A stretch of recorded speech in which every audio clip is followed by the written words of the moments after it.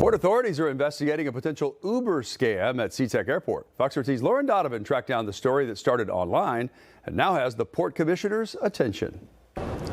It's the last thing anyone would want after a long day of travel. Scammed and stranded miles away from your final destination. And our story begins right here at the rideshare app pickup at Sea-Tac Airport. We first saw the story on Reddit titled Sea-Tac Uber Scam. The poster says they learned their lesson after booking a ride home at 6 a.m. Supposedly, the app showed a black Tesla, then they spotted one. The driver waved them over.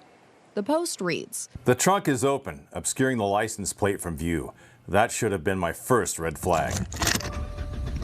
Once they were inside and on the move, they said, "I asked to be let off before exiting the Sea-Tac parking structure, but he complained there is no safe place to park." But this passenger claims, "Proceeds to drive in opposite direction on I-5 from my destination, then starts bargaining me to Venmo him money."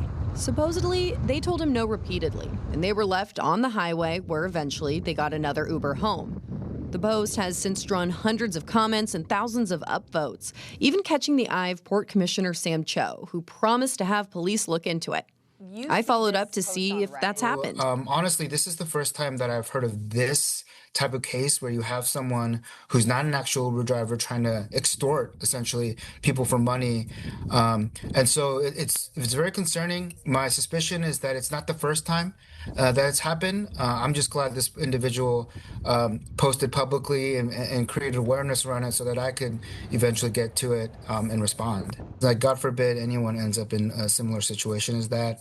I think this individual tried to contact Uber at first, but I would highly recommend just calling 911 right away.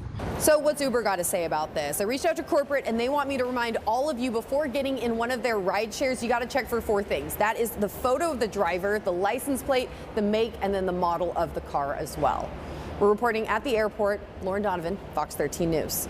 Yeah, and David, I was just telling you that sometimes I've done this before, I've been busy, distracted, so I might not be checking off all those 4 things. So this is a really good reminder to do that. I always ask them, who are you here for? And if they say my name, then That's I know correct. it's the right Uber. Right, Yeah, but you should look at the license plate. That's easiest.